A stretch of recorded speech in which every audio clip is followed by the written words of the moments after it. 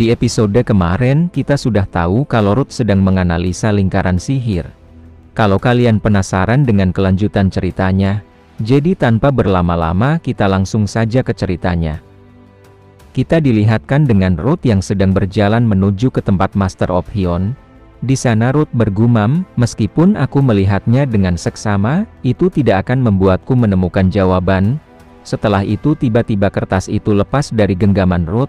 Di saat Ruth mau mengambil kertas itu malah terbang tertiup angin. Di sana Ruth pun mengejar kertas tersebut. Di sisi yang lain, di sana ada sekelompok orang yang sedang mengambil sebuah tas milik orang lain. Seorang di sana meminta untuk mengembalikan tas miliknya. Salah satu kelompok di sana berkata, "Aku hanya mengambil tas yang telah dibuang." Orang di sana berkata, "Kalau tas itu tidak dibuang, tapi aku hanya menaruhnya sebentar." Setelah itu dengan tiba-tiba salah satu kelompok di sana mendekat dan lalu berkata, "Tadinya aku mempertimbangkan untuk memberikannya kalau kamu memohon sambil berlutut. Tapi kamu berani sekali menaikkan suaramu." Tidak lama setelah itu kertas milik Ruth menutupi muka dari orang di sana. Orang itu pun mulai kesal karena mukanya tertutup oleh sebuah kertas. Setelah itu, Ruth sudah tiba di tempat tersebut dan mengambil kertasnya. Orang yang memakai rompi coklat bertanya, "Siapa bocah kecil itu?" Tidak lama setelah itu Ruth sudah mengambil tas yang diambil dan langsung dikembalikan tas itu pada pemiliknya. Setelah tasnya kembali orang itu pun langsung berlari meninggalkan tempat tersebut. Setelah itu orang yang memakai rompi coklat itu pun mulai kesal. Lalu dia berkata, "Kamu dengan lancang ikut campur." Di sana Ruth bergumam, "Apa mereka penyihir tipe fisik? Sepertinya mereka kelas terendah dari yang paling rendah." Orang yang memakai rompi coklat berkata, "Sepertinya kamu masih belum paham cara dunia ini bekerja. Sebagai orang dewasa, biar aku akan mengajarimu beberapa hal." Di sana Ruth bergumam, "Aku tidak mau membuat masalah yang tidak perlu. Sebaiknya aku pergi." Setelah itu Ruth pun langsung melompat tinggi ke atas gedung. Orang-orang di sana pun terkejut setelah melihat Ruth yang bisa melompat dengan tinggi. Tidak lama setelah itu Ruth mendarat di atas sebuah kereta kuda milik seseorang. Para pengawal pun langsung melihat ke arah Ruth. Di sana Ruth dengan polos berkata, "Ternyata kereta kuda ini sangat kokoh." Tidak lama setelah itu Ruth pun langsung turun dan pergi dari tempat tersebut. Dengan tiba-tiba ada sebuah hundusan pedang di sebelah leher Ruth. Ruth pun langsung melihat ke belakang.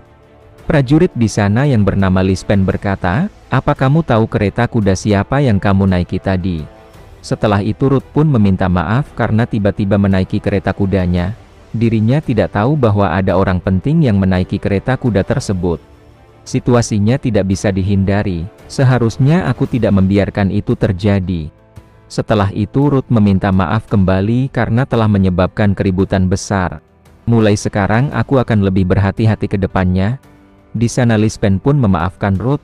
Setelah itu Ruth langsung pergi, dan berterima kasih karena telah memaafkan dirinya. Setelah itu rekan Lispen berkata, "Dia benar-benar tahu caranya meminta maaf. Tapi kenapa kamu menodongkan pedangmu ke anak kecil?" Lispen berkata, "Dia mendarat dengan sempurna setelah terjatuh dari tempat yang sangat tinggi. Mau dilihat bagaimanapun dia bukanlah anak kecil biasa." Setelah itu Deiner turun dari kereta kudanya, lalu dia berkata, "Bukankah kamu mengalahkan monster seorang diri di umur yang sama seperti dirinya?"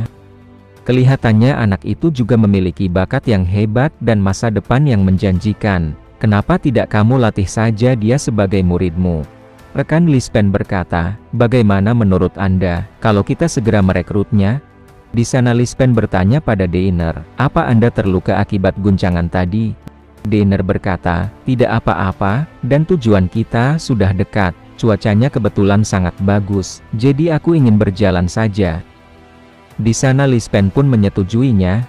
Setelah itu kita beralih di sisi Ruth. Di sana Ruth masih mengintip Lispen dan yang lainnya. Di sana Ruth bergumam, "Sepertinya, dia adalah seorang bangsawan, lalu pria itu memiliki kemampuan yang luar biasa. Tapi syukurlah aku berhasil lolos. Tapi kenapa akhir-akhir ini aku selalu sial? Namun setidaknya aku tidak punya alasan lagi untuk bertemu dengan mereka lagi."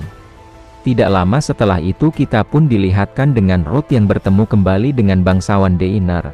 Di sana Ruth bertanya pada Master of Hyun, kenapa aku juga harus duduk di sini? Aku sebaiknya menunggu di luar saja. Master of Hyun berkata, itu tidak perlu, karena mereka adalah tamu yang terhormat, jadi kamu juga harus ada di sini. Di sana Daener bertanya, apa dia anak yang kamu maksud? Master of Hyun membenarkannya, dia mungkin terlihat kecil dan polos, tapi dia adalah salah satu anak yang memiliki bakat menonjol di of Hyun. Daener berkata, dia terlihat cukup muda, jika dia adalah anggota of Hyun, maka dia pasti seorang penyihir resmi. Master of Hyun berkata, kalau dia baru-baru ini menjadi seorang penyihir, tapi saat ini dia merupakan seorang pemula, tier 7. Meski begitu bisa dikatakan bahwa dia adalah yang terbaik di antara rekan-rekannya. Daener berkata, kalau di of Hyun ada banyak sekali bakat tersembunyi, bahkan di jalan ramai dengan perbincangan tentang penyihir hitam dari of Hyun, dia merupakan orang yang sangat berbakat. Selagi di sini, aku ingin bertemu dengan orang yang begitu ramai dibicarakan. Di sana Master of Hyun berkata, kalau saat ini penyihir hitam sedang menjalankan misi. Di sana, Daener berkata, aku bisa merasakan adanya kepercayaan diri dari anak itu. Master of Hyun berterima kasih atas sambutan hangat. Ternyata wanita itu adalah bangsawan Artian. Di sisi Ruth, dia sudah menduga kalau dia adalah seorang bangsawan. Daener berkata, aku yakin kamu sudah menerka-nerka karena kami sudah menginformasikannya kepadamu. Alasanku datang jauh-jauh ke sini adalah karena putraku yang berada di dalam Akademi Helios. Di sana Master of Hyun berkata, apa maksud Anda Raja Kedua? Daener membenarkannya perkataan dari Master of Hyun. Lalu Daener berkata, kalau sekarang anak keduanya sedang mengalami masa-masa sulit dalam kehidupan akademi. Dan ini adalah informasi mengenai Helios dan daftar nama-nama murid Helios. Dan juga terdapat laporan mengenai situasi internal mereka. Anakku baru 1 bulan memasuki Helios, meski aku tidak tahu apa yang terjadi sejak saat itu. Tapi di sana anakku disebut sebagai sampah.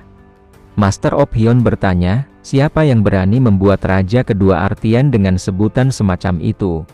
Daener berkata, hanya aku yang mengetahui status kebangsawanannya. Seperti yang kamu tahu, begitu memasuki Helios, orang luar tidak diperbolehkan ikut campur masalah yang ada di dalam akademi. Meskipun begitu, aku tidak bisa mengeluarkannya begitu saja dari akademi. Dia anak yang begitu rapuh dan dia terkadang merasa kesepian. Sejak kecil kakaknya merebut seluruh cinta dan perhatian darinya, sehingga dia tumbuh seorang diri. Bahkan aku tidak mampu mencurahkan perhatianku untuknya. Semuanya sudah terlambat. Anakku itu menjadi tidak mampu menunjukkan hatinya yang terluka dan terus menjadi anak yang rapuh.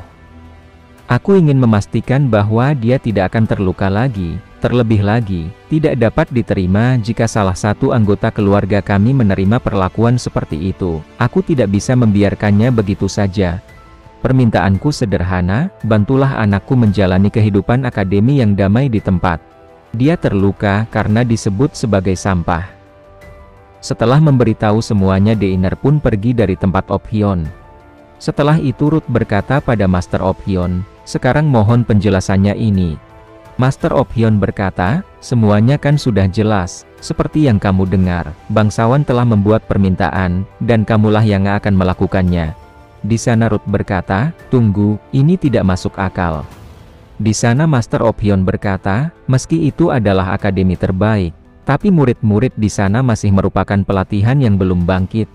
Di sana Ruth berkata, aku masih belum menyetujuinya, kamu pasti sudah menerima laporan dari Ren soal kegagalan misi, aku harus menginvestigasi apa yang terjadi.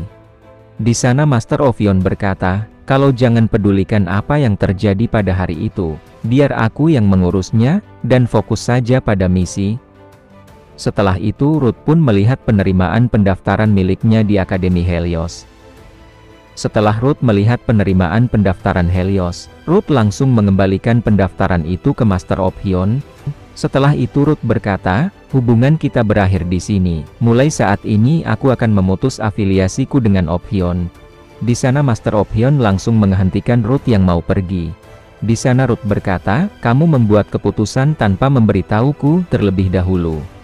Master of Hyun berkata, itu karena aku tahu kamu pasti akan menolak. Ruth berkata, tentu saja aku menolak. Untuk apa aku masuk ke akademi? Master of Hyon berkata, justru karena itu, ini adalah permintaan. Di sana Ruth tetap tidak mau mengambil permintaan tersebut. Setelah itu Master of Hyon berkata, kalau keinginan terpendamnya adalah menyekolahkan Ruth di akademi. Setelah itu dengan tiba-tiba Ren datang, lalu Master of Hyon berkata pada Ren, kalau masuk ketuk pintu terlebih dahulu.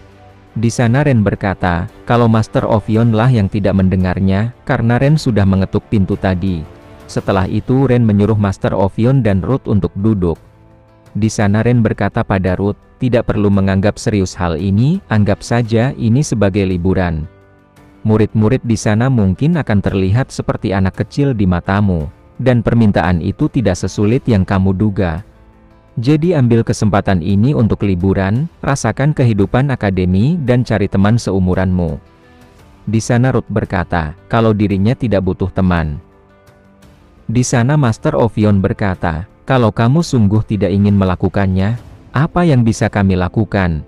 Sang bangsawan kekaisaran mengesampingkan harga dirinya untuk mengunjungi of Hyon secara langsung. Meski ini adalah misi khusus yang dipercayakan langsung pada kita, aku yakin tidak masalah jika kita menolaknya, tapi hanya saja aku akan kehilangan kepalaku. Tapi aku tidak masalah asalkan kamu merasakan kedamaian. Apakah Ruth akan menerima misi permintaan untuk menolong raja kedua? Kalau kalian penasaran, jadi jangan lewatkan di episode yang selanjutnya.